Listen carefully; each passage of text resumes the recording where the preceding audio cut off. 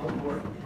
Town Hall and 40 copies of the Courier News Star Ledger is 48 hours prior to meeting all the courts to deal with Public Meetings Act. This meeting is contained on this meeting set by resolution dated January 1, 2017. This meeting will not be until past 10:30 p.m. And roll call, please. Mr. Bavazza. Here. Here. Mr. Fisher. Here. Mrs. Kingsley. Mr. Storr. Here. Mayor Rogers. Here. All please rise. Allegiance to the flag of the United States of America and to the republic for which it stands, one nation, under God, indivisible, with liberty and justice for all.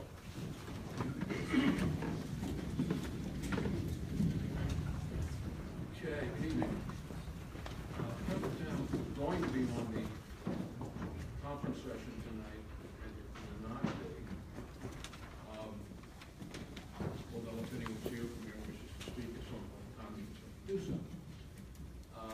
Mr. Mayor, can I just make a comment on that, just to kind of... Reverse ourselves? No, we have not, but I just wanted to elaborate a little bit. I've been in contact with Mike Mistretta. Mike and I are going to discuss that first, and then we're going to hold a meeting with Peppertown after that. And the reason that we've done this is because since that committee's been formed, there has been some other things that have happened. We talked to New Jersey Transit. There's a right-of-way over in Peppertown that we do know about, but we needed some more info from that. There was a couple other things, so rather than put the cart before the horse, we wanted to be sure what we were doing, so that's the reason. All right, thank you. Memorial Park Committee? No reports on that. Ms. Holloway? There's something in your hand? Good evening. I'm here today on behalf of the Veterans Memorial Park Committee. As you know, our community education program is called Operation We Remember. And one of the goals that we have had is ongoing community education about the importance of our veterans and those currently serving in the military. One of the programs that had piqued our interest over the course of the last year is one that goes throughout the country. It's called Hometown Heroes. And most recently, it was brought to New Providence, and they launched it for the first time last year. I don't know if any of you saw it, but it's called the Hometown Heroes Banners Program. And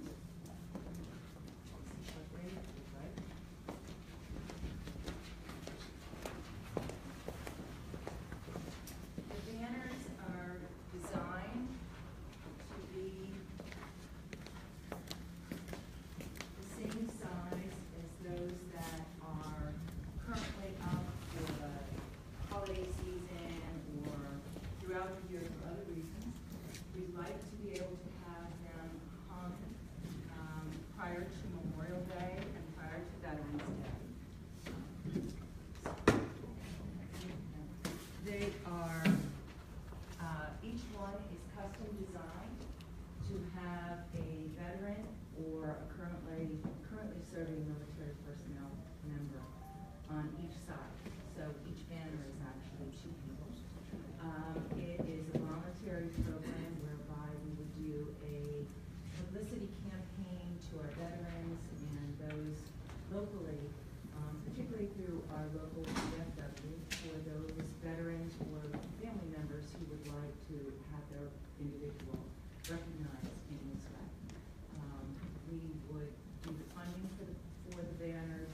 They would hang on the brackets that the town already has.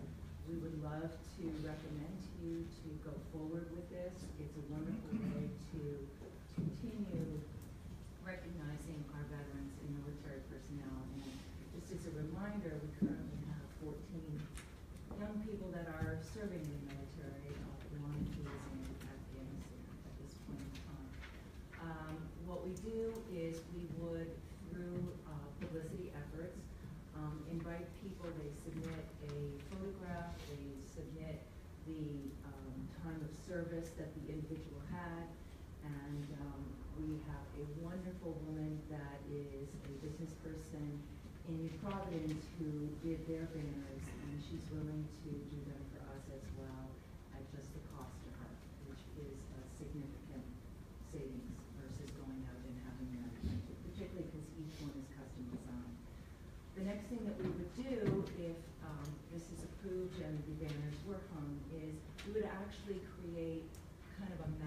legend so that people could identify where their veteran person would be, the corner of Snyder and Abbott, what have you.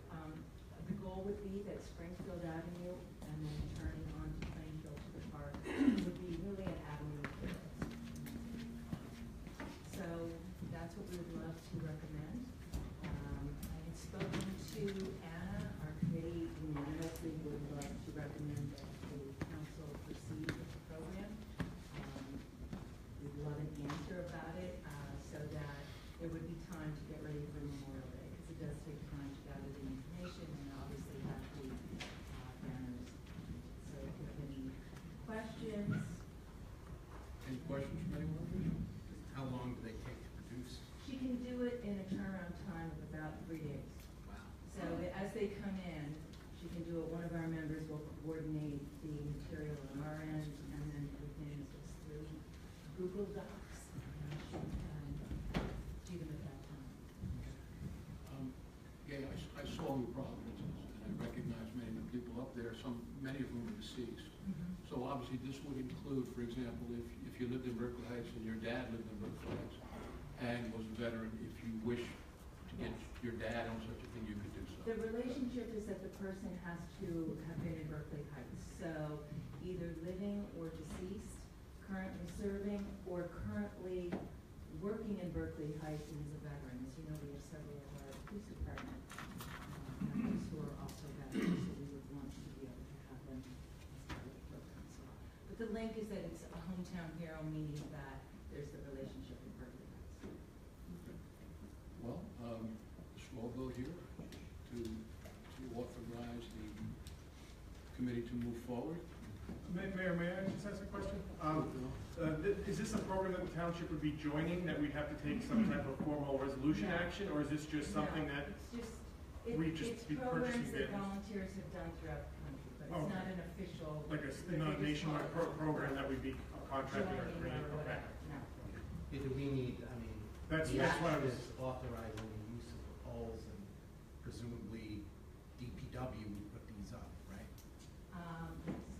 So, And I guess the only other action would be whether or not funding would be, is it funding that's been? Yes, we've already identified a potential donor for the program, Okay. or it would be funding that we've done through our fundraising. Okay, and is it and the reason, Mayor, I apologize for the questions. All right. With the Memorial Committee, there's the distinction between the 501c3 versus the municipal committee. So is this money that's been raised by the 501c3 that we don't, okay, because That's I don't think, any of the other ways would have to go through the town, so I just wanted to clarify that. Right. Thank you. Okay. Any other questions of Mr. Sedillo or Ms. Holloway? All right, Manny, your thoughts? Just how long the signs would be up for banners, and it's a great idea. It'd be how long?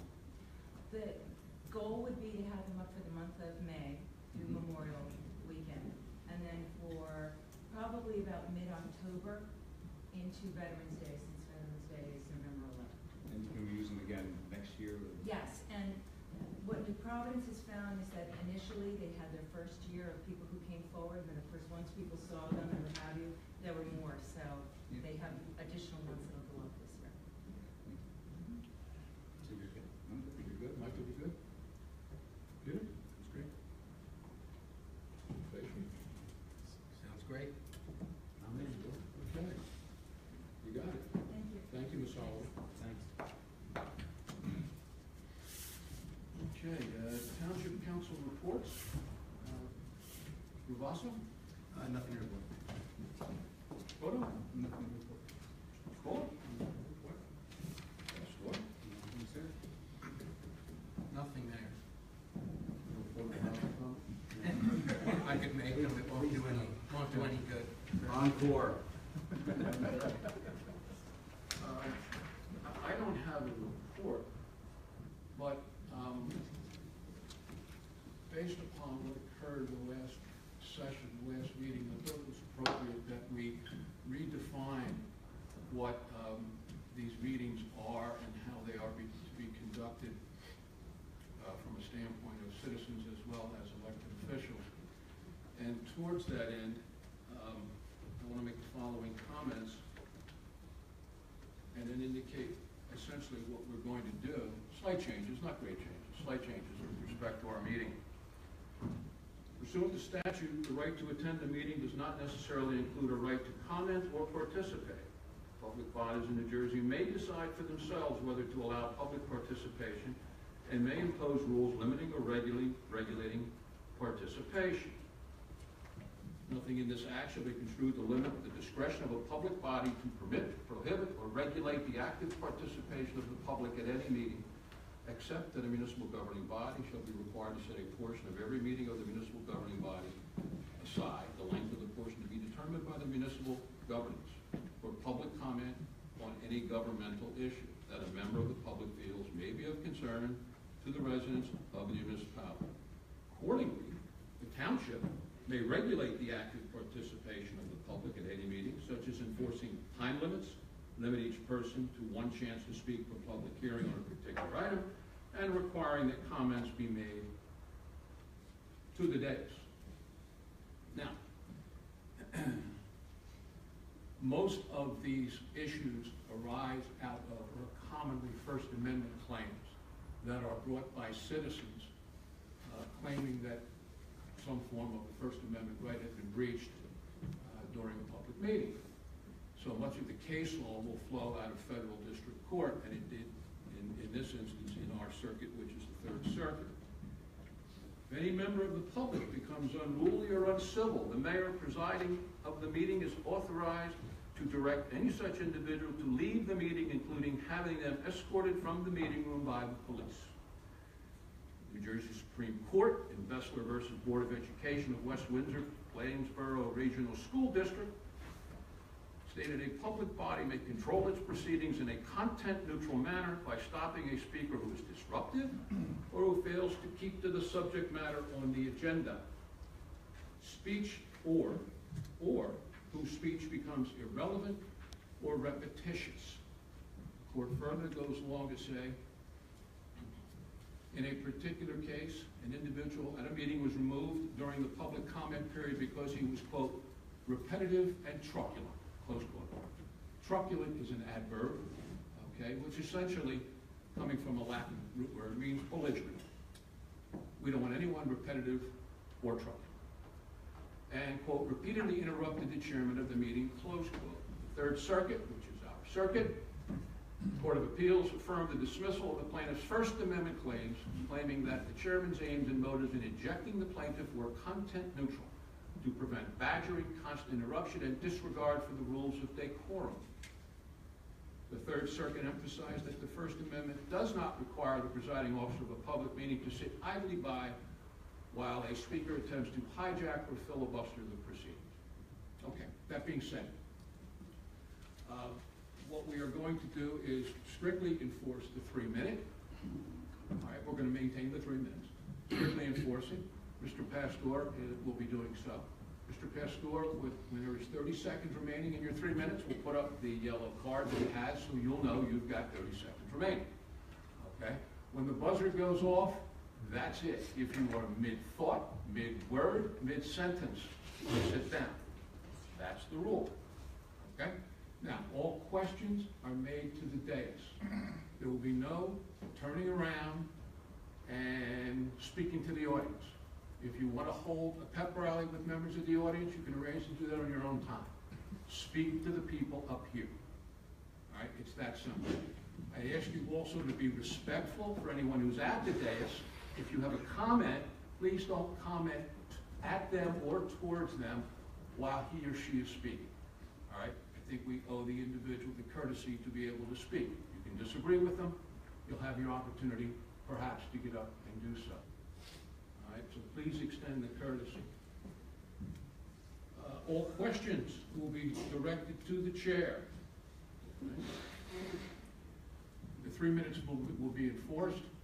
Now, there is case law out there that says anything you want. And we'll keep it to 3 minutes because I think it's fair. Okay? And I trust that perhaps the meeting 2 weeks ago was an aberration, and we don't have to worry about that again. But just in case we don't have to worry, everyone needs to know. If anyone breaches this, they will be asked to please stop. If they don't stop, they'll ask to leave. If they don't leave, then the police will escort them. It's that simple. All right, so let's just all get along, okay? All right. I have nothing further. John? Thank you, Mr. Mayor. From our zoning office past 2 weeks, we had 13 zoning applications were reviewed in process. There were 4 variance applications, and there were 7 tree site inspected for tree removal. We had 2 zoning notices of violation issued and follow-up on previous notices. Tom also worked on the following: continuation to finalize the bid spec for the Emerald Ash Borer grant. Continue to update section 12 on the tree ordinance. Green Community Grant application was worked on, and follow up with the Greening Union County grant. From our rec department, Mr. Barton had our spring booklet, has been emailed out and posted on the township website. Registration begins Thursday, March 2nd at 6 o'clock for residents.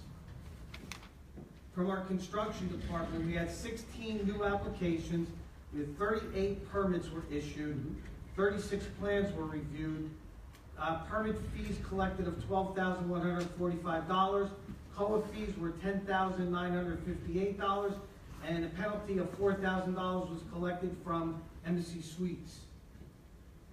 From our engineering department, we unfortunately had multiple incidents in the plumbing sector of this building, in the bathrooms. At one time or another, I think just about everyone was out of order. If anybody would like any more details on that, I'm sure Bob would love to discuss it with me. Bob also met with Tom Bacco and Richard Leister of the Environmental Commission to discuss the Emerald Ash Borer grant that we're working on. FEMA grant for our fuel tank replacement at the sewer plant. Consulting engineer Albert Strunk is in the design phase. We're anticipating he should be back with that and ready to go out for public bids in March. From our wastewater treatment plant, no issues on compliance in January. Grease trap program, we have 1 outstanding issue remaining with a local business. A sample was collected at 1 o'clock on February 6th. A follow-up court date is on March 9th, and we're waiting for the lab results of that sample. On the disinfectant process, our PAA study, our peracetic acid, was initiated, as I think I told you last time, on February 2nd. The first transition to the peracetic acid will begin on the 23rd. The second transition will begin on March 23rd. So we're getting close to actually putting the peracetic acid into use and see what the results are. Collection system, continuation of clearing of the easement adjacent to Passaic River. We're still looking for some portable bridges to be able to move the equipment past little ditches, and there's some small creeks we've got to get across. From DPW, 12 tons of asphalt was used for repair of potholes in the past 2 weeks. Catch basin grates, we replaced 10 grates. These are the upgraded ones. Buildings and grounds, there was a number of things done. Lighting at the library, shelving secured, light bulbs changed. This is just all routine maintenance that we do on a regular basis. We picked up the new senior bus and registered at DMV. Lettering will be done tomorrow on that. We had a rain and wind event last week. We had to tend to the head walls, check the outfalls, clear from debris. Drains were also checked for the catch basins. Storm cleanup on Burlington. We had a tree down, and also on Coolidge. All township properties were checked. Limbs and branches were picked up. No parking street signs were installed on Berkeley Avenue. We had repair of vehicles in the past 2 weeks. 12 were done for DPW. We had 4 PD vehicles were brought in for preventive maintenance. We had 1 school bus brought in from Board of Ed. Wrecked 2 snow plows in the truck, and one truck from the sewer plant. On our snowstorm that we had, just so everybody knows, we brought the guys in at 4 o'clock in the morning to start plowing to get ahead of it. We plowed from 7 a.m. in the morning. They finished up at 7 p.m. at night. Not much salt was used. It was basically all plowing because everything was, the snow was fairly wet this time. I think the guys were able to keep ahead of it, which was a plus. I think the roads were cleared pretty well. We had a meeting with the Timber Drive Committee on Friday. I think that was the 10th. I don't have a calendar in front of me. We collected all of your thoughts. Mike Mistretta has taken everything back to his office to talk to his professionals. He's got to go through every suggestion, decide what is feasible, what is not, and if it's not, why it can't be done. We also had a meeting this morning, just a little quick one, with DPW, engineering, and our PD. And a couple of things that we kind of kicked around and we thought of is our signage on timber is not the best. What we're looking at is getting some signs up for the trucks. We're finding that from mountain, they're turning onto timber, and there's a little sign there, but I'll give them the benefit of the doubt. I think the trucks are missing it. By the time they see it, they're past it already. From Locust, same thing. So what we are going to do is on Russo, as you come out of Russo Place to Locust, there'll be a sign right in front of you, no truck traffic going up Locust. And we're thinking of putting some signs on Locust also right there, restricting truck traffic past that point. Ditto on timber, we want to get maybe an LED sign with the lights around it to try to catch the trucker's eye before he makes that turn. The other thing that we'd like to talk to the council about and see if you're amenable to, we've got an ordinance that you're not allowed to make a right-hand turn on the timber going west on Mountain, but going east, you can make a left onto timber. And what we found that was happening in talking to our traffic officer, he's stopping anywhere from 5-6 vehicles an hour. They're making a left going down timber. Nobody can remember why we only did the right turn and not the left turn. So what I'd like to do, if it's agreeable, is I'd like to have Mike Mistretta look at that and see if there's any reason that we couldn't have that ordinance amended to not be able to turn left coming off of Mountain also. I think those two things alone are going to cut down on a lot of the problems that we're having. These are easy steps just for a start. So that's our suggestion. If council's agreeable, I'll have Mr. Mistretta look at the ordinance. I got Joe looking at the signs so we can start getting the signs out there. I think on that, before we do anything, you're gonna talk to the chief and the traffic officer, get their concurrence. Yes, of And then course. from a traffic perspective, then you go to Mike. If everyone's in agreement, I don't see why you wouldn't do it. Okay, But we need them, we need their concurrence. of course. And are you gonna look at, because I was driving that area, the truck routes, they're kind of odd of which way to send trucks? Yes, in the well, future? before we start Locust or anything, we're gonna sit down with Garden Homes and give them where their construction vehicles must go before they come up Locust, how they're gonna get in. So we'll have a set plan on that to make sure that they're following that, so we don't have cut-throughs on the Timber Drive area. We also had a meeting with the Board of Ed this morning. We discussed the safe route to schools. We've got a committee on that. Donna Felizola's gonna let me know when that grant has to be sent in, and we're gonna work on that, make sure we're done on time. We also discussed DPW picking up the garbage at the schools. Right now, the schools are paying to have it taken away.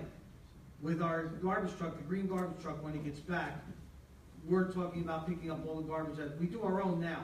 We're gonna include the schools. They're paying to have it picked up. We think we can do that, cut their costs pretty good, tremendously, and I think it's a thing to do to work together on that. We discussed the fields again to be ready for what we're gonna do once the spring hits. And also, they had bought some, at one point, they bought some post and roof, like a little dugout, but not actually dug out, just on a pad, for one of the fields. They were never put up.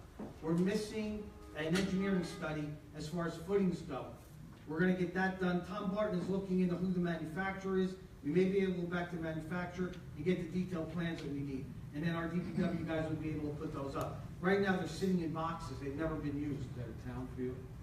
That is, I think they were gonna be put up, Bob, was that on, Columbia? I think that's where they were planning on putting those. It was actually on Columbia. They've never been put up and they're still laying. Tom's got some and Anthony Amiano's got some of the other pieces. They've never been installed. Floyd Taylor in the back. I think it's a softball field out front. I'm not sure. We'll discuss that further when we find out what needs to be done. Do we have all the pieces, et cetera, et cetera. It's not, well, they're not dugouts in the sense that they're dug out. They're just covered. Yeah. So that's our plan with the Board of Ed. And we discussed, again, Joe and Anthony Amiano are discussing equipment with each other to make sure that anything that we buy or they buy, we've got all the other pieces that we need for it so that we can drag, aerate, edge, et cetera, et cetera. And if, when we're ready to discuss the mower, I have some more information from Joe on what will be the gains by having the mower, and I've got the brochure and everything for you. And we also looked into, there was a question on the mower that Mr. DeQuilla had that we will answer, and we also talked about leasing. So I think that's all I have for the moment. I just have one question, perhaps the chief can help me. Chief, is one of the problems with respect to enforcement at Timber, when your officers are pulling these vehicles over down the hill, and if somebody said they made the left instead of the right, you have no way to confirm, or, is that correct? So they could be making the right, but they're telling you they're making the left, and there's not much you can do about it. And I'll be honest, after this wave of enforcement, it's the first time we really realized that a lot of the cars, there's some volume making them. Okay. We should look at that quickly. Yes. Okay. Thank you. So do we need a straw vote on that? I mean, we have the professional time, or we're just good? We all good with that? Manny? Michael? Yes. Peter? Yes. Right? Yes. Question? Yes. Okay. I'll take care of it. Thank you. Peter, do I have a motion? Move that all township council reports be accepted and approved. Second. Second, any discussion? Vote? Mr. Bevato? Yes. Mr. Caputo? Yes. Mr. DeQuilla? Yes. Mr. Fasher? Yes. Mr. Pastore? Yes. Mr. Pastor? I move that the minutes of the public meeting, January 24th, 2017, and the executive session, June 28th, 2016, of the Township Council, as distributed, be accepted and approved. Second. Motion second, any discussion? Vote, please. Mr. Bevato? Yes on the public meeting, no on the executive sessions. Abstain. Abstaining. Abstain. Mr. Caputo? Yes, in the public meeting, abstain on the executive sessions. Mr. DeQuilla? Yes. Mr. Fasher? Yes. Mr. Pastore? Yes. Anna, would you please read the ordinance? An ordinance of the Township of Berkeley Heights, County of Union, State of New Jersey, amending, revising, and supplementing section 2.100.100 to be entitled Outside Employment of the Off-Duty Police Officers of Chapter 2.100 entitled Police Division of Title II entitled Administration and Personnel of the Code of the Township of Berkeley Heights to revise same. I move to open the public hearing on the ordinance as read by the clerk. Second. Motion second, any discussion? Vote? Mr. Bevato? Yes. Mr. Caputo? Yes. Mr. DeQuilla? Yes. Mr. Fasher? Yes. Mr. Pastore? Yes. Okay, the public hearing is now on.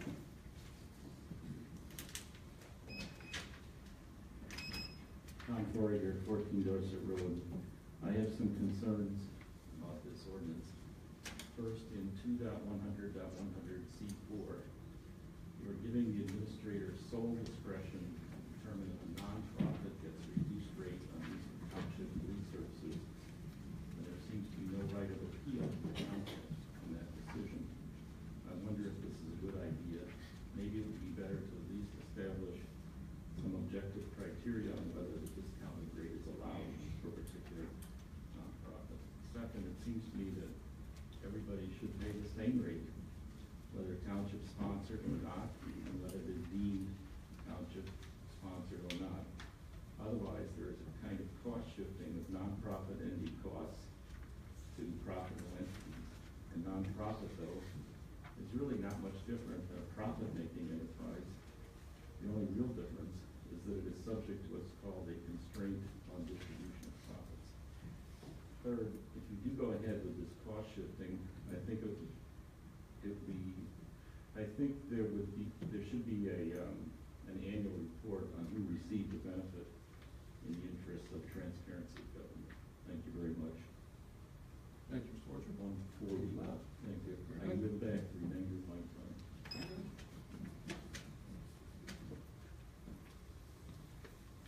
Fasher? I move to close the public hearing on the ordinance as read by the clerk.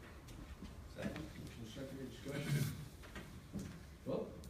Mr. Bevato? Yes. Mr. Caputo? Yes. Mr. DeQuilla? Yes. Mr. Fasher? Yes. Mr. Pastore? Yes.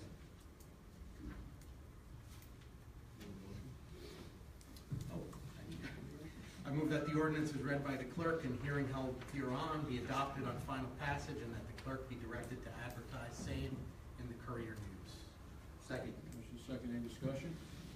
I just want to comment briefly. I want to thank the police. They agreed to lower their hourly. It is a term and condition of employment, so that certainly could have been an issue for negotiation in the upcoming CBA, and they determined that they would not do so. So they lowered their rates. I believe it's 60 an hour. Is that correct, John? Except for a supervisor who is $5 more. Is that correct? So, and I do want to thank the police for doing that. Otherwise, we would have been in the middle of a negotiation, and who knows where that goes. But anyway, thank you to the police. Okay, Anna? Mr. Bevato? Yes. Mr. Kudo? Yes. Mr. DePillo? Yes. Mr. Fasher? Yes. Mr. Pastore? Yes. Mr. DeCola? Yes, I move to open the hearing on agenda items only. Second. Motion second, any discussion? Vote? Mr. Bevato? Yes. Mr. Kudo? Yes. Mr. DePillo? Yes. Mr. Fasher? Yes. Mr. Pastore? Yes. Okay, hearing on agenda item only is open. Mr. DeCola? Seeing nobody, I move to close the hearing on agenda items only. Second. Motion second, any discussion? Vote? Mr. Bevato? Yes. Mr. Kudo? Yes. Mr. DePillo? Yes. Mr. Fasher? Yes. Mr. Pastore? Yes. Resolutions, Mr. Kudo? I hereby move resolution approving bill list dated February 21st, 2017, in the amount of $396,533.80. Second. Any discussion? Vote? Mr. Bevato? Yes. Mr. Kudo? Yes. Mr. DePillo? Yes. Mr. Fasher? Yes. Mr. Pastore? Yes. Mr. Bavasso? I move number 2, resolution authorizing a tax settlement with Hillport LLC, block 1301, block 1540 Industrial Road. Second. Motion second, any discussion? Vote? Mr. Bevato? Yes. Mr. Kudo? Yes. Mr. DePillo? Yes. Mr. Fasher? Yes. Mr. Pastore? Yes. Mr. DeCola? Yes, I move resolution number 3, authorizing an application for a community forest management plan in the amount of $3,000 maximum with 100% matching in kind. Second. Motion second, any discussion? Vote? Mr. Bevato? Yes. Mr. Kudo? Yes. Mr. DePillo? Yes. Mr. Fasher? Yes. Mr. Pastore? Yes. Okay, Mr. Fasher, Nana, would you please read the ordinance?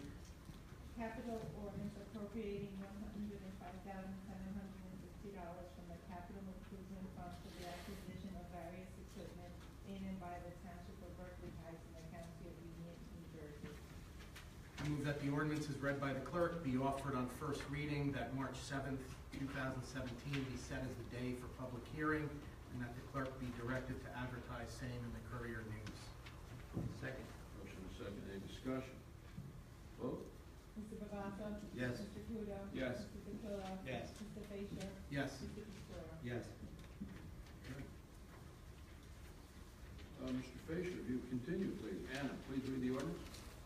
An ordinance of the Township of Berkeley Heights, County of Union, State of New Jersey, adopting a redevelopment plan for the property identified as Block 702, Lot 17, located at 428-434 Springfield Avenue, along the portion of the Sherman Avenue right-of-way, the Sherman Avenue Eastman right-of-way, located on a portion of Block 702, lots 13, 14, 15, and 17, pursuant to the local redevelopment and housing law. I move that the ordinance, this is intro, right? Yes. I move that the ordinance is read by the clerk, be offered on first reading, that March 7th, 2017 be set as the day for public hearing, and that the clerk be directed to advertise same in the Courier News. Second. Motion second, any discussion? Yeah, just a little bit, Mayor. This is the, with all the block and lots, it's the former King's leasehold, as well as the Sherman Avenue corridor that we're talking about. This is all consistent with our affordable housing settlement. The terms are essentially the same. The redevelopment plan mirrors that, and it continues along our line of compliance with our affordable housing obligations. So we will have a discussion at the next meeting on the redevelopment plan. Thank you for the affordable housing update.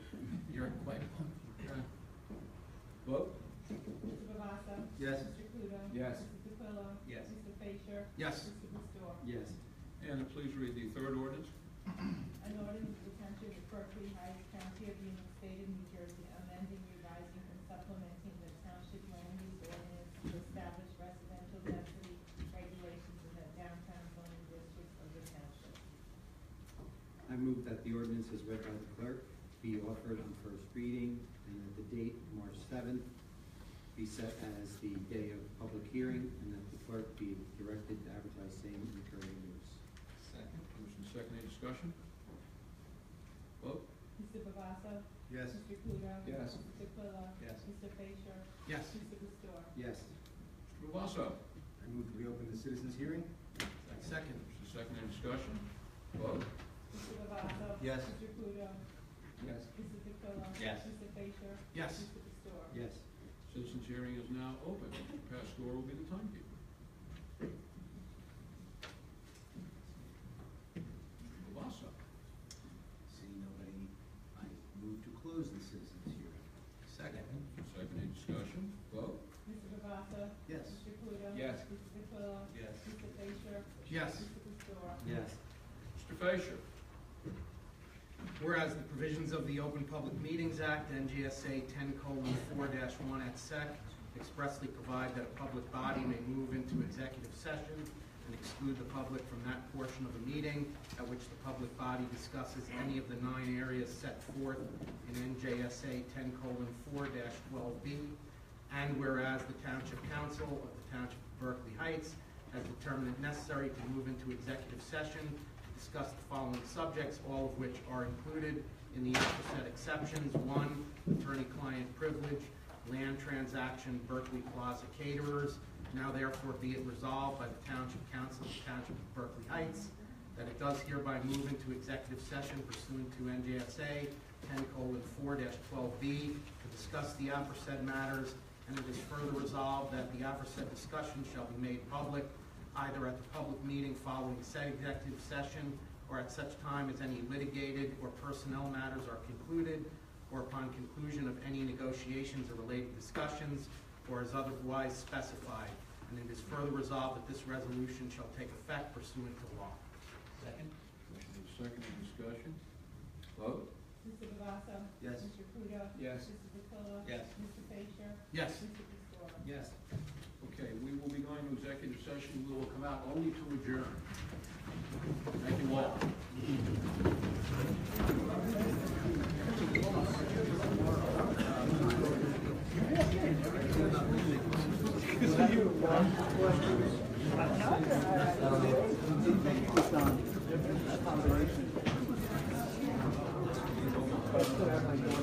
Yes, I know, I was just thinking you walked in and different. That's all right, I gotta wait.